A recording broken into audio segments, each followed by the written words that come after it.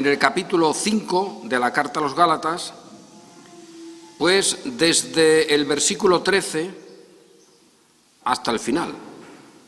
Dice: porque vosotros, hermanos, a libertad fuisteis llamados, solamente que no uséis la libertad como ocasión para la carne, sino servíos por amor los unos a los otros.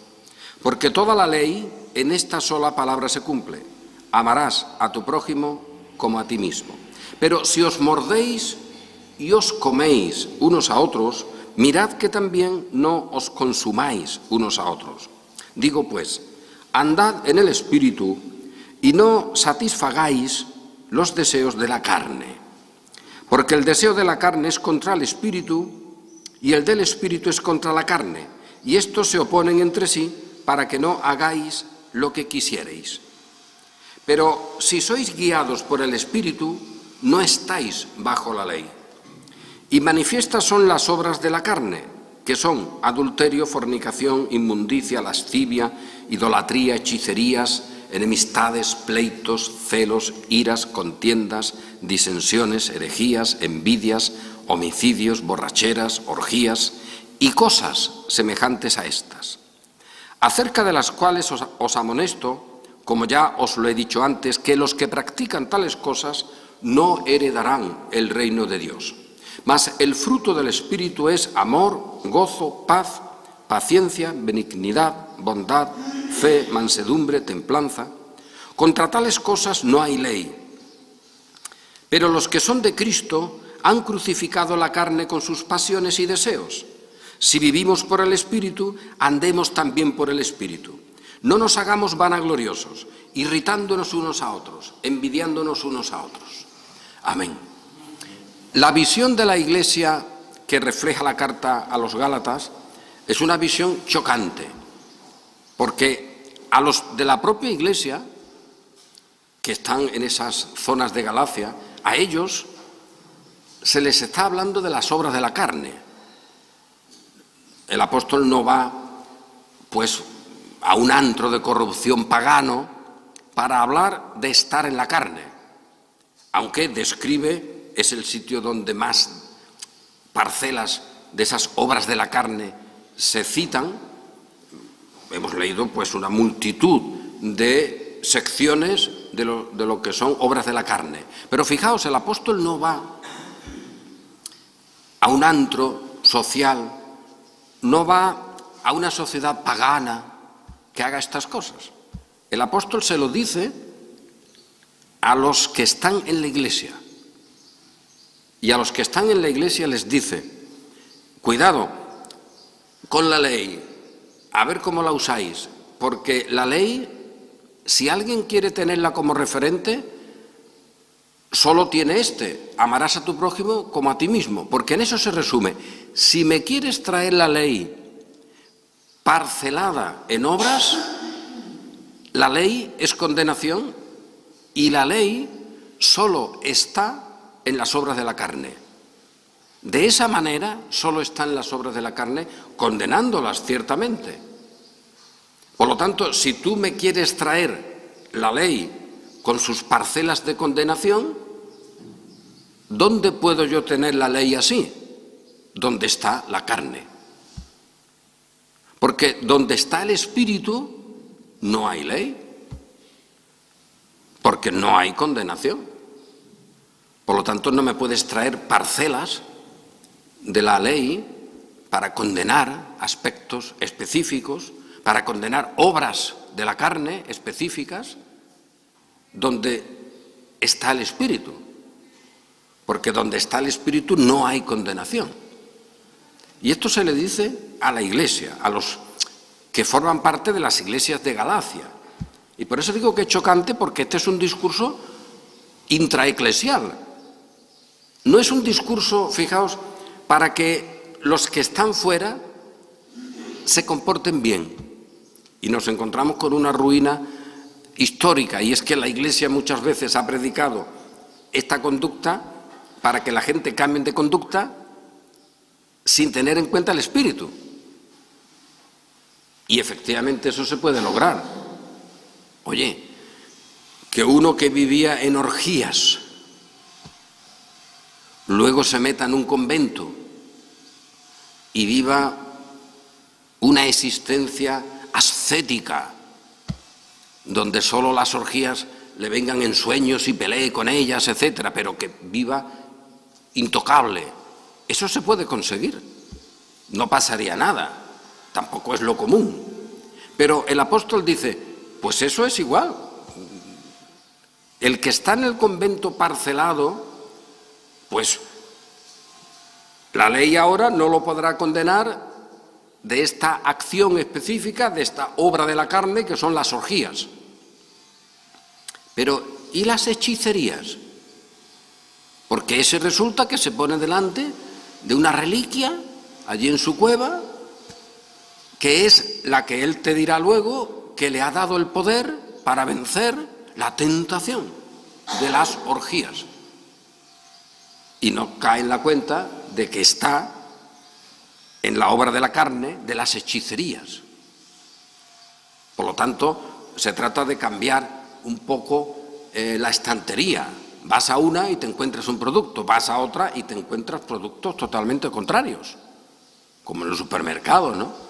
En un sitio, producto con enormes calorías y en otros, productos para quitarte los efectos de la caloría. Es igual. Eso son obras de la carne. Y esto es clave, porque decir esto y aplicarlo, explicándolo adecuadamente, es romper la dinámica de evangelización y de actuación eclesiástica hoy en la Iglesia de Roma, por supuesto, pero en muchísimas iglesias evangélicas, cuya finalidad en la apreciación de lo que es ser guiados por el Espíritu y las obras de la carne es precisamente algo que se da solo y que se da en el espacio de la ley, de las normativas, de las conductas y cambios de conductas. Y eso, según el apóstol, es ponerse en el espacio de la ley con sus normas para condenar, pero no es ponerse donde está la Iglesia del Señor, que es lo que Pablo está diciendo. La cuestión de Pablo es, la Iglesia del Señor que está en el Espíritu está fuera de esa normativa legal de condenación, porque ha sido librado de ella. Ese cuerpo del Señor, esa comunidad de redimidos, ha sido librada de la condenación. Todos. Y ahora toda ella es guiada por el Espíritu. Y nosotros aquí volvemos a decir, también los niños, los pequeñitos, esos pequeñitos que están ahí puestos aparte en muchas estructuras eclesiásticas, ellos, si son del Señor, y esa es la promesa que tenemos con nuestros hijos, son guiados por el Espíritu. Y no están bajo la ley, no están en condenación. Ni tienen la normativa de la ley para instruirlos nosotros en su conducta.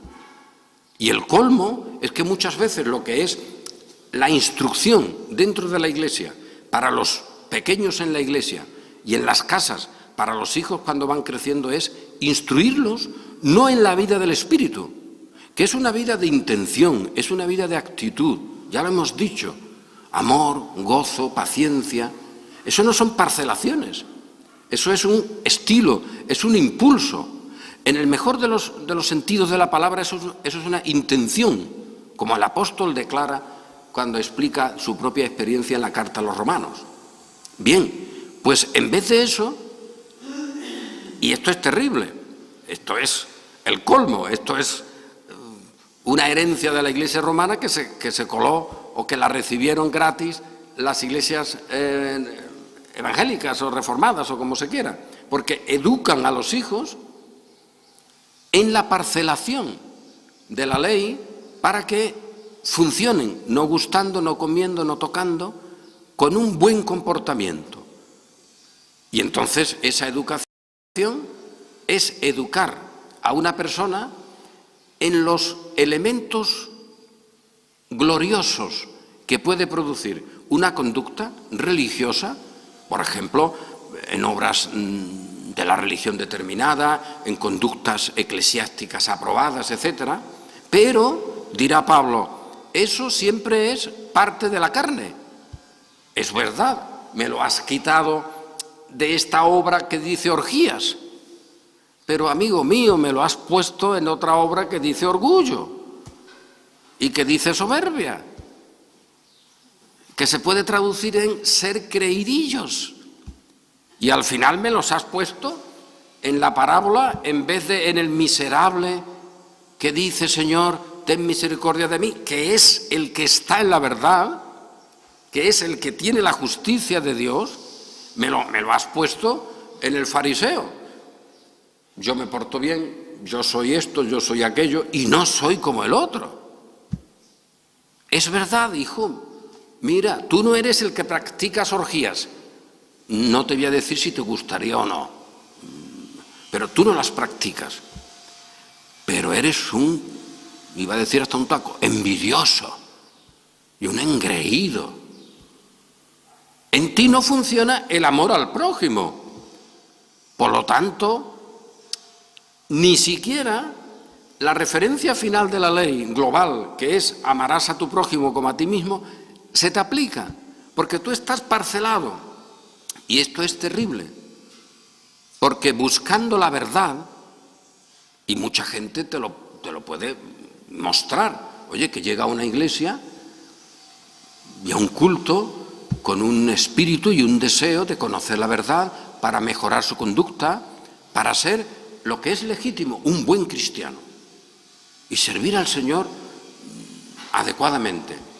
Y le ponen que para eso tiene que funcionar en la parcelación de condenas de la ley o de no condenas, porque claro, cuando no está la orgía no te condena por orgías o por borracheras, pero como te hagas abstemio y te gloríes de ello, pues ya está también condenado por otra parte. O sea que en ese sentido hay muchas parcelas en la cárcel, ahí hay gente condenada por todo tipo de cosas. La ley te lo muestra, por matar criminalmente o por avaricia, que eso parece que no entraría. Pues sí, avaricia, por ser un malvado destructor de la vida de no sé quién o por idolatría. Pues eso es lo que hay. Y en ese campo tienes de todo y ahí no hay nadie que salga sin condenación. Si no por un sitio y por otro, que ya lo dice Santiago. ¿Qué te has librado de todos los eslabones? Ay, pero mira, aquí tengo uno donde no te has librado. Pues este lo quito y ya la cadena se viene abajo. Con romper uno ya la cadena se inutiliza, por lo tanto no presumas. Y ante esa situación la Iglesia parece que le tiene miedo al espíritu. Oye, que tiene el asunto migas, como se diría. Que le tengas miedo a que el espíritu guíe a la Iglesia, porque se asume que eso sería lo mismo que decirle a la gente que en realidad piense lo que piensen, pueden decir que están siendo guiados por el espíritu. Ese problema va a existir siempre. Estés enseñando como quieras, estés anunciando el evangelio que tú quieras, puede encontrarte con personas que digan, oye, pues yo estoy siendo guiado por el espíritu cuando hago esto y aquello. Y hay en la historia ejemplos de verdaderas atrocidades de gente que ha dicho estar guiada por el Espíritu. Pero no vayamos a parcelas de estas de los anabaptistas que en alguna ciudad, en algún pueblecito en Alemania, se reunieron allí, dijeron que allí estaba ya el reino y que hicieron todo tipo de cosas absurdas, incluso sexuales, y que, bueno, ellos decían que aquello era el Espíritu y que vinieron luego los otros y los masacraron, por cierto, y allí los dejaron sin reino y sin vida, ¿no? Y a los que vivieron en la cárcel. Bueno, algunos dicen, bueno, sí, los que dicen que son guiados por el Espíritu, podemos ver los resultados que le quedan a esos en estos episodios, de extremos. No tanto.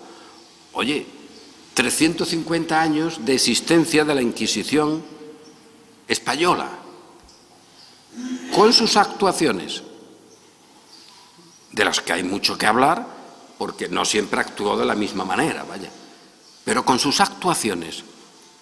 ¿Por qué? Pretendía ser guiada por el Espíritu. O sea que el Evangelio de las obras va a impedir que alguien piense que está haciendo lo que corresponde porque dice que está siendo guiado por el Espíritu? ¿Qué va? Si es que ese evangelio no quita los problemas, simplemente los transforma y en todo caso los aumenta y no produce la esperanza de la redención. Que alguien, si nosotros estamos diciendo, oye, que aquí te lo dice la Escritura, guiados por el Espíritu. ¿Y esto qué significa? Bueno, esto significa que tú tienes que aceptar, que tú tienes que rendirte, que tú tienes que tú tienes que ser guiado por el Espíritu y el Espíritu es el superior. Dice la Escritura, el Espíritu es el Señor. Y donde está el Espíritu, fíjate qué problema, hay libertad. Y los hijos del Señor somos hechos libres. Y luego, la conducta, los frutos, ya Pablo te dirá una y otra vez, pero bueno, a ver si ahora uno va a venir diciendo, que yo soy libre, por lo tanto, puede hacer lo que quiera. Que esa no es la libertad. Eso sería una pretensión de una libertad para ser usada luego para favorecer la carne, que es la esclavitud. Eso es la contradicción absoluta. Pues este es el evangelio que a veces se anuncia, y que se anuncia como el modelo para cambiar la vida, para que la gente funcione, para que se reestructure. Y dicho sea de paso, oye, que a veces es cierto. Tú tienes a una persona con una conducta social determinada y a través de ciertos elementos, a veces religiosos, otras veces ni siquiera eso, pero sí de transformación de conducta, pues esa persona cambia y ya no es la persona que hacía las cosas que hacía antes. Y eso no pasa nada, eso está ahí y eso se ve todos los días. Pero el evangelio que dice que somos guiados por el Espíritu de Dios, por el Espíritu Santo, y esa es la esencia de nuestra vida, eso es lo que nos califica, no nuestras obras, que también tienen que ser consecuentes y que el Señor mirará, y el Señor dirá los frutos de su Espíritu en su pueblo, eso lo mire Él. Pero evidentemente el dato estriba en esto, en que con mucha frecuencia en la Iglesia se quiere hacer uno que sea modelo de seguir al Espíritu, cuando lo que se está haciendo es transformarlo según las obras de la carne. Y he inventado antes lo de las hechicerías, porque es bastante estético. Oye, que tú dices, oye, las orgías, las cosas groseras, esas son clarísimamente de la carne. Pero el poner a una persona delante de una cueva allí con una reliquia o con la aparición de Santa Fulanita y que eso ha hecho que que antes vivía, como vivía, y ahora está allí ascético, muy seco, que no come ni bebe y se da con una piedra en el pecho, que esto es verdad, vayan algunos, ¿no?, de la historia, pues entonces se dice, oye, este ha sido librado de la carne y ahora sigue al Espíritu. Fíjate bien, Pablo te diría que va. Es que las obras de la carne son las orgías donde tú estabas, pero has salido de ese anzuelo y te has metido en una red. Ahora estás en la cueva con las hechicerías o con las idolatrías. Ahora has salido de ahí y lo han hecho papa. Alguno ocurrió. Pues ahora encima de las hechicerías tiene la vanidad. A ver qué hacemos. Pues ese es el modelo eclesiástico. Y hay que atender a una argumentación evidente. Entonces, ¿qué? Que cuando uno cree que está siendo guiado por el Espíritu y cuando la Iglesia anuncia que la Iglesia está guiada por el Espíritu y si no está en la ley y en la carne, porque esas dos cosas no se pueden separar, tú no puedes separar la ley de la carne porque la ley condena y para eso está. Y donde no hay condenación ya no hay ley y donde no hay ley no hay condenación y ese es el lugar de la Iglesia. Para los que no hay condenación, para los creyentes. Los que no viven según la carne, sino según el Espíritu. Y somos guiados por ese Espíritu. Bien, ¿de eso qué ocurre? Que no hay ninguna transformación social, que eso no puede contemplarse en la sociedad, que cuando hay un grupo de cristianos verdaderos, ¿eso hace que la sociedad donde viven siga igual? No, es que eso es falso. Nosotros no podemos admitir el argumento de decir, mira, o funcionas parcelando la conducta según las obras de la carne y con el orgullo propio? ¿O eso o el caos o el vacío? Pues mira, no, hijo, porque yo puedo decir que soy creyente, que no hay condenación, que no hay normas escritas de conducta, que no tengo eso, sino que tengo la libertad del espíritu. Y eso en la historia hay multitud de ejemplos de que de ninguna manera deja al espacio donde uno está igual, todo lo contrario. Ese espacio es transformado por los hijos de Dios. Y ese espacio es, como el apóstol dice, pues cambiado no por obras, sino por la búsqueda del bien común, el amor al prójimo como a uno mismo, hacer a los demás lo que quisieras que los demás te hicieran a ti en esa situación. Ese es el modelo de ética y de equidad de conducta. Y que luego eso se puede practicar según las circunstancias hasta de modos diversos. Yo he hecho referencia algunas veces a que la mentalidad que hoy existe, en muchos casos, vaya, no en todos, hay alguna excepción, pero la mentalidad que hoy existe de cómo la reforma nace, y si nos ponemos en el siglo XVI, antes también en algunos lugares, pero vaya, en el siglo XVI o en el inicio de la Iglesia, oye, ese inicio lo que mostraba a los demás es que estos se aman, que había una ayuda, que cuando había un problema se acudía, que había una integración de colaboración entre los creyentes. No quitaba la condición social, oye, que uno era esclavo y seguía siendo esclavo, pero luego compartía con los demás hermanos la mesa del Señor, era uno más, votaba en la iglesia, tenía autoridad, conocía la verdad y podía exhortar con esa verdad a un hermano, aunque ese hermano fuera el que tenía ya un acceso casi al rey o al emperador y él fuera un esclavo, pero podía exhortar. Es decir, esa transformación es evidente. Las iglesias del Nuevo Testamento lo muestran. También otras corrupciones, como lo que vemos en la carta a los Gálatas. Pero luego, si nos ponemos en el momento de la Reforma, y hay que avisarlo para los que pretenden decir que este Evangelio de la gracia sería un campo abonado para que cada uno hiciera lo que quisiera, es curioso, este campo de la gracia sería el modelo de la carne. Pues no, hijo, no. Ese es una posibilidad que tú me presentas, alguien puede decir que por la gracia luego hace lo que quiera y ese no está en la verdad. Esa es la realidad. Pero, ¿qué pasa cuando hay gente que tiene este evangelio donde el mérito no es lo prioritario, sino la fe y el reconocer que estamos perfectos en Cristo y que no hay mancha ni arruga? Y esto es así. Y esto es así ahora para todos nosotros, no cuando estemos en la presencia del Señor. Tantas veces aquí lo repetimos, que eso es ahora. Bueno, pues ese evangelio, ¿qué pasa con él? Pues acudimos a la Reforma, vemos episodios comunes y resulta que cuando en una ciudad había un grupo notable, es decir, un grupo suficiente, no que se convirtiera uno o dos, pero cuando había, y las hubo, unas conversiones bastante extensas, pues en esa ciudad se producía una transformación.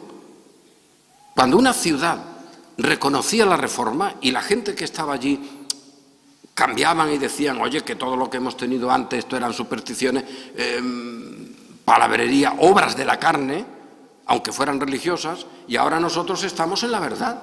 Por lo tanto, el amor al prójimo ahora indica, y esto era algo común en todas las ciudades que aceptan la Reforma, y lo reitero, común. Quizás alguno pueda decir, oye, pues en tal ciudad no, siempre habrá una excepción. Esto era lo común en todas partes. Pues esos cristianos lo primero que hacían, lo primero es establecer una ley, una norma de atención a los pobres de la ciudad. Y eso es evidente. Y lo primero que hacían es atender a los enfermos, con una ley que los cristianos reconocían, porque tenían que amar a los demás como a uno mismo. Y si tú estás malo, te gustaría que viniera un médico, y si estás sin un centavo, pues te gustaría que alguien te diera para comer un bocadillo. Pues eso se producía y era común. Y eso está ahí, ¿eh? Leyes para la atención de los pobres, de los enfermos, y generalmente leyes también para la educación de la gente que había allí. Esto es normal. Tú puedes ver la ciudad no sé cuál, qué pasa en ella al principio. En cuanto llega la reforma, en cuanto la gente aborrece los ídolos y rechaza las supersticiones papales y reconoce que son salvos por la gracia, produce esa situación un cambio social en todos sitios. Y ese cambio lo tenemos contrastado porque estas normas y estas leyes de pobres, eso, como estaban en tantos sitios, pues queda un montón de documentación. Eso ocurría. Y en ese planteamiento, ¿qué pasaba? Pues lo que es amar al prójimo como a ti mismo, que todos eran considerados iguales. El pobre era el que no tenía y ese era atendido y consecuentemente se prohibía la mendicidad. No podía haber pobres pidiendo delante de una puerta de una iglesia. Pero fijaos, al prohibir todo esto, la mendicidad, al no considerar la pobreza como un mérito para llegar al cielo, pues se transformaba la sociedad y eso ocurrió. También hay que decir que no en todo sitio luego siguió bien la cosa, que también se va estropeando y así hasta el día de hoy. Pero el inicio de la fe, cuando llega el Evangelio de la Gracia, nadie te puede decir, porque se puede desmontar con la propia Escritura, que te dirá que no, que Dios nunca admite esa lógica, pero además con la historia. Oye, en esta ciudad ha llegado el Evangelio que dice que somos salvos por pura gracia, que esta obra es perfecta en Cristo, que estamos perfectos en Cristo, que no hay condenación para el creyente, y ahora ve lo que pasa. Pues resulta que esta gente, como asume su existencia en el amor, pues los frutos que el Espíritu ha puesto aquí son frutos también sociales, no solo de la experiencia religiosa de cada uno. Y esto se traduce en que en esas ciudades hay de inmediato, esto era algo prioritario, una nueva manera de atender a los pobres y a los enfermos y una nueva manera de educar. Claro, la Iglesia de Roma siempre pondrá como crítica que les quitaron los terrenos y las rentas de muchos monasterios, de muchos centros suyos. La reforma fue un elemento de rapiña. Eso lo dicen alguna gente que no tienen ni idea de la reforma, ¿no? Como María Elvira Roca Barea, ¿no? En sus libros de desprecio absoluto de la reforma protestante, pero que en España eso parece que vende mucho y me lo han puesto en un pedestal. Bueno, pues ese es el modelo. Uy, la reforma, ¿para qué sirvió? Pues para rapiñar. Y es verdad que muchos conventos, si estaban dentro de la ciudad, o monasterios si estaban fuera, pues fueron, digamos, expropiados por esa nueva realidad social y convertidos en centros o bien de cuidado de enfermos o en hospitales o en muchos casos en centros educativos para el pueblo.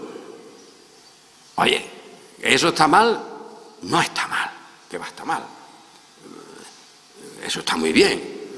Y esa gente, pues, con los dineros que allí había, con las rentas que había, en vez de ser rentas para un patrimonio religioso de no sé quién, pues eran rentas sociales con las cuales ahora se atendía a los pobres, se atendía a los enfermos y se atendía a la educación de la gente que por allí había.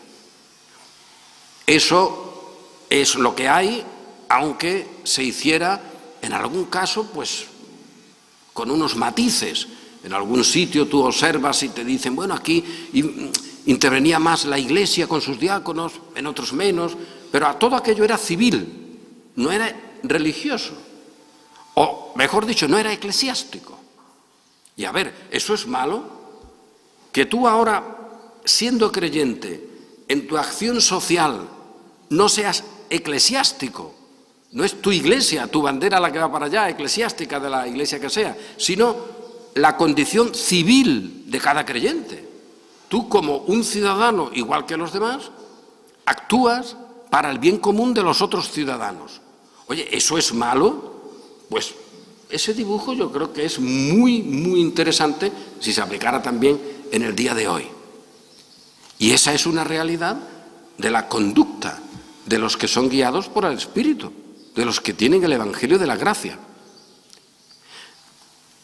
Aunque sea en un pequeño paréntesis, es cierto también otra cuestión, que en esas ciudades, y eso es tan chocante para algunos hoy, lo que vemos, en unas más, en otras menos, eso está menos documentado, pero lo que vemos es algo curioso, y es que la teología de esos cristianos incluía un dato, la negación del libre albedrío, de la libertad, de la voluntad humana, y consideraba a la voluntad, al entendimiento, a la persona, en su propia carne esclavizada, sin posibilidad de salir de su muerte. Eso era común. En todas las discusiones teológicas que vemos, eso aparecía. Y eso es propio también de estos que son guiados por el Espíritu. Hoy día, pues a ver estos que presumen de ser guiados, si no tienen eso, ni tienen la reforma social que eso produce, pues podríamos decir, oye, que tú eres guiado por el Espíritu y no tienes este modelo tan normal y tan evidente de amor al prójimo, y no tienes este concepto de la verdad sobre tu condición humana, que es que tu voluntad y sus actos están condicionados por tu naturaleza y que eso es carnal y que eso es de muerte. Si no tienes eso, mucho espíritu no tienes. Y había otro dato más que es siempre, yo hasta me río un poco al comentarlo, porque es siempre el invitado incómodo en el protestantismo.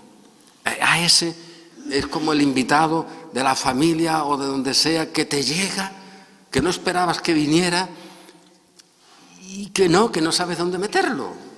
Lo pones donde sea, pero que no te lo vean al lado, allí contigo. Esas cosas ocurren, incluso en las mejores familias, ¿no?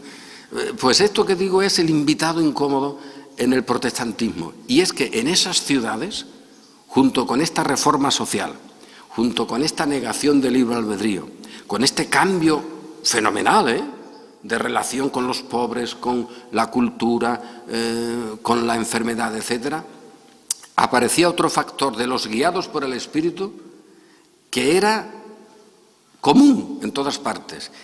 ¿Y cuál era? Pues la destrucción de los ídolos. Es decir, que los ídolos de esa ciudad tenían que ser quitados.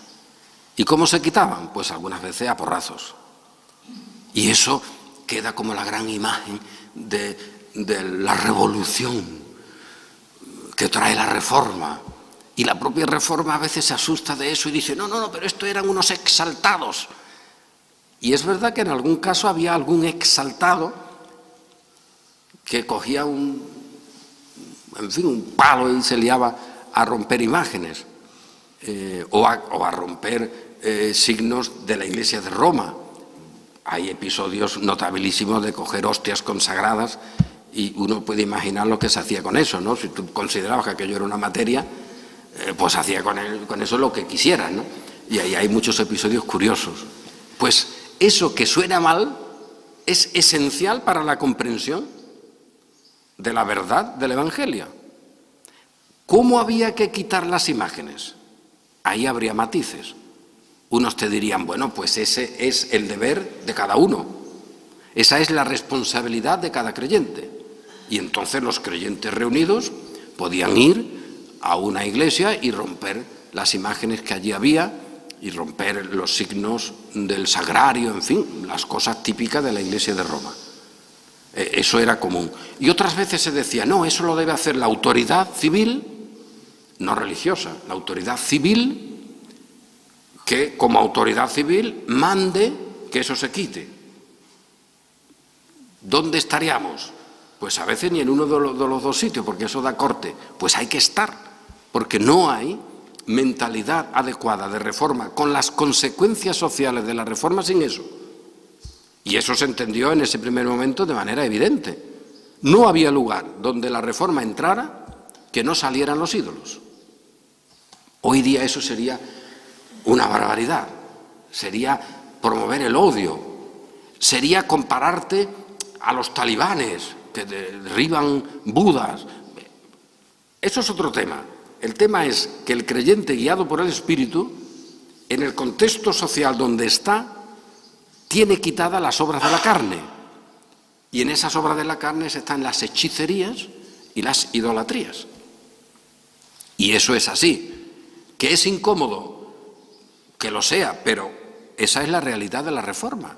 Esa es la realidad de seguir el camino del Espíritu. ¿Se puede plantear a alguien que Pablo, ante una situación determinada de idolatría, de hechicería, porque hubiera, ¿qué te digo yo? Y eso era común, o sea, que el derribar imágenes no era solo la imagen, una imagen determinada, era todo lo que eso conllevaba, todo el poder supersticioso que durante años esas imágenes y esas reliquias habían supuesto contra aquella ciudad. Y ahora se enteran, por la palabra de Dios, que aquello era del diablo, que aquello era totalmente contrario al Evangelio. Pues la reacción es, oye, que con esto han estado oprimiéndome a mí, a mis padres, a mis abuelos, y yo no puedo consentir que esto siga para que mis hijos sean oprimidos. Por lo tanto, había una actitud sanísima para eliminar las idolatrías y las hechicerías. Que hechicería no tiene nada que ver con brujería en este caso, aunque también en algún punto, sino con esos conceptos de que allí había una reliquia que tenía poder, haciendo no sé cuántas visitas o dando no sé cuántas limosnas, tú ayudabas a tu alma para salvarse. Oye, cosas terribles. Entonces, imagina a alguien que el apóstol Pablo, en una situación así, dijera, pero bueno, cuidado, esto no, esto es cultura. Esto vamos a dejarlo, que aquí está la reliquia de Santa no sé qué, aquí está el trozo de la cruz de Cristo y aquí está un tarrito con una leche de María. Que eso te lo decían en algunas partes, ¿no?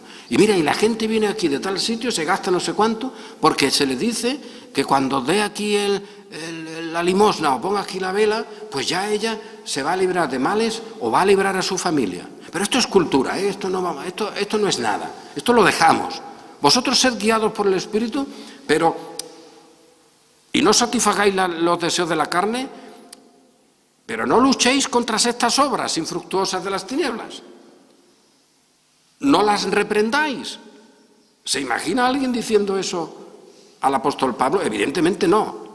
Por lo tanto, el apóstol que nos habla de la libertad del Espíritu es el mismo que también nos dice, y esto hay que quitarlo, por amor al prójimo.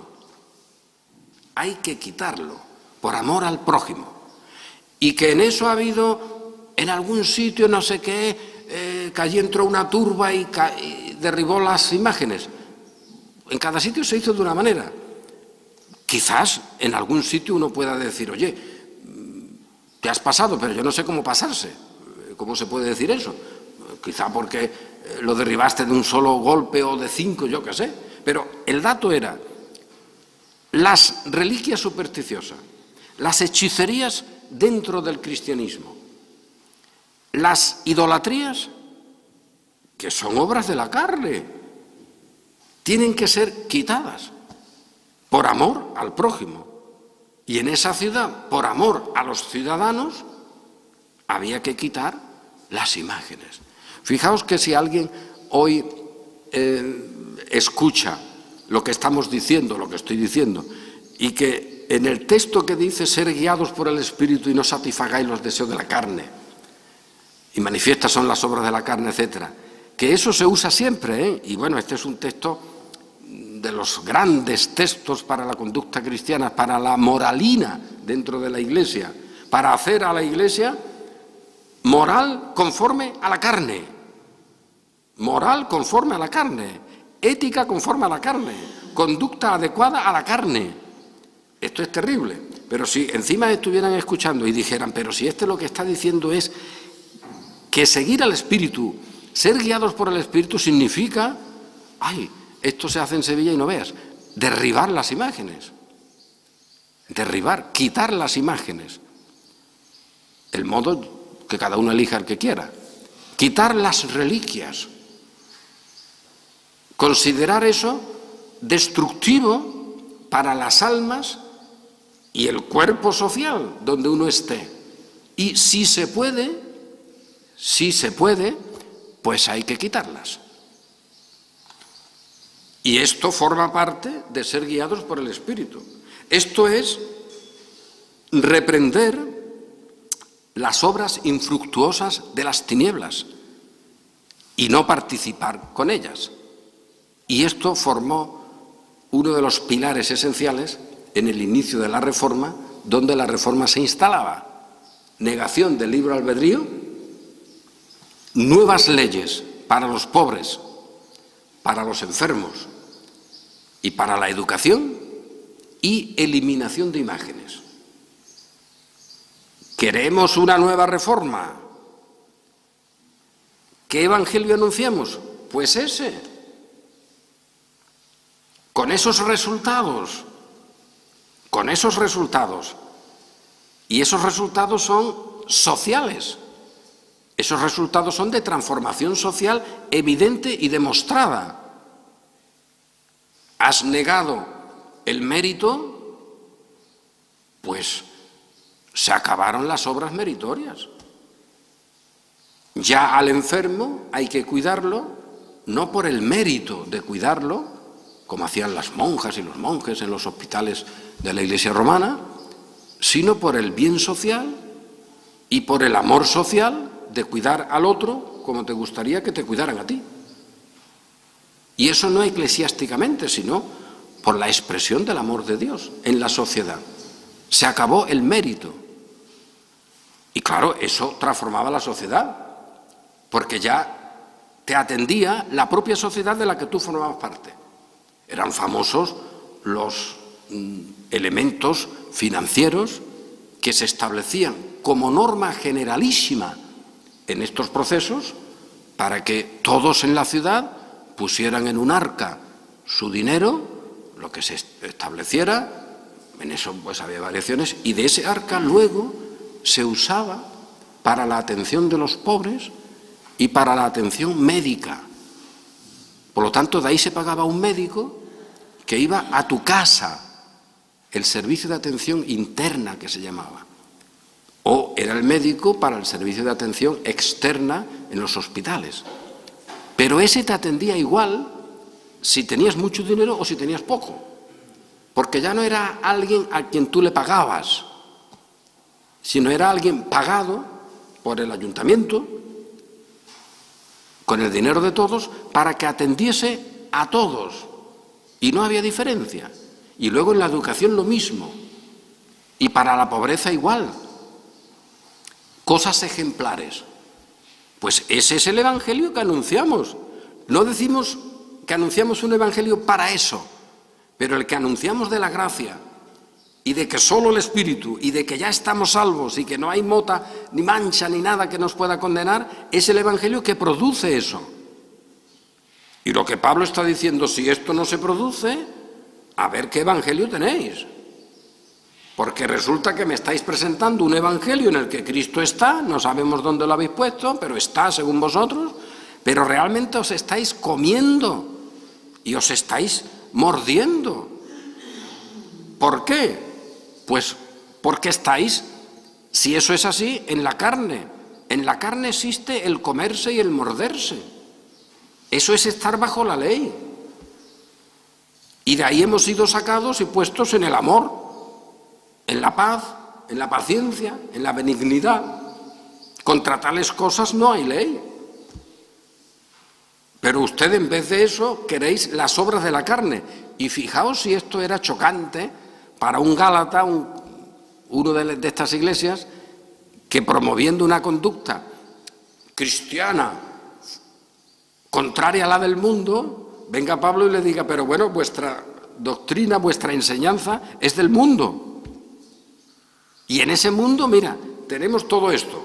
En ese saco, en ese barco, está todo esto, las orgías, las maldades, los sacrilegios, todo tipo de aberraciones.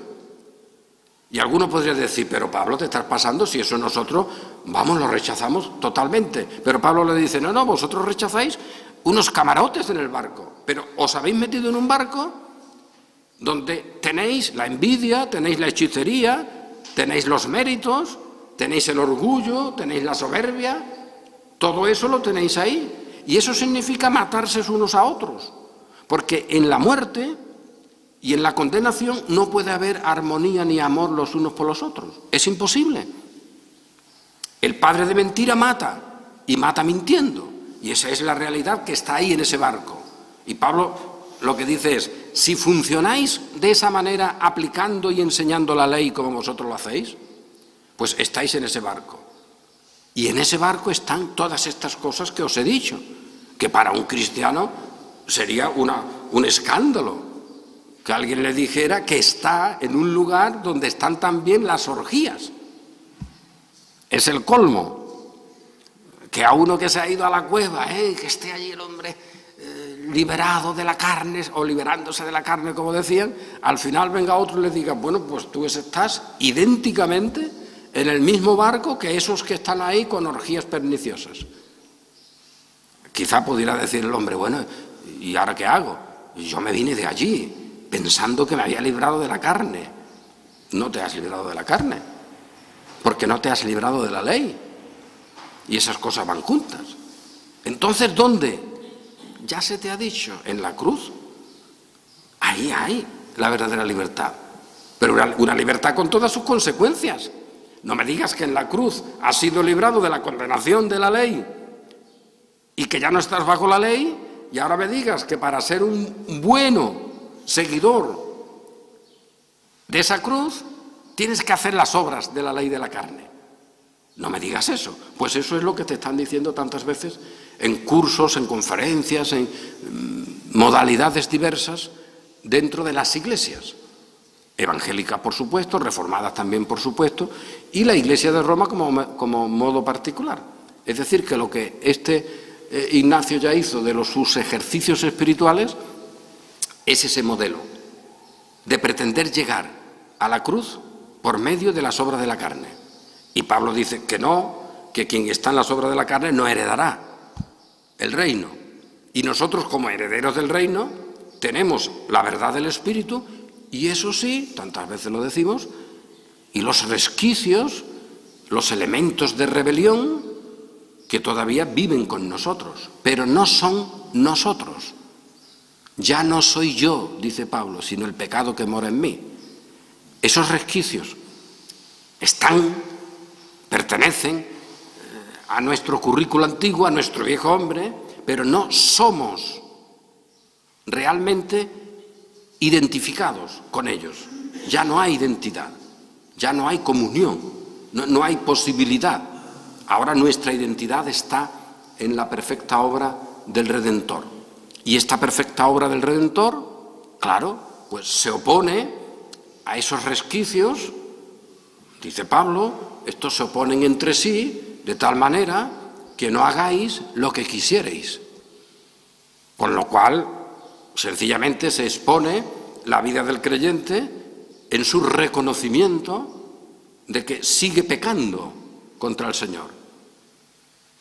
Esa asombrosa realidad. Y sigue mostrando rebelión, y sigue mostrando el pecado. Miserable de mí, dice Pablo, que yo, con mi mente, con mi espíritu, quiero servir al Señor y luego encuentro esta ley en mis miembros que me lleva a esa condición de esclavitud del pecado, esa condición de rebelión. Se oponen entre sí. Este ser del Espíritu y las obras de la carne se oponen entre sí de manera que no hagáis lo que quisierais. Pero eso se le dice al cristiano, únicamente al cristiano, al que vive en el Espíritu.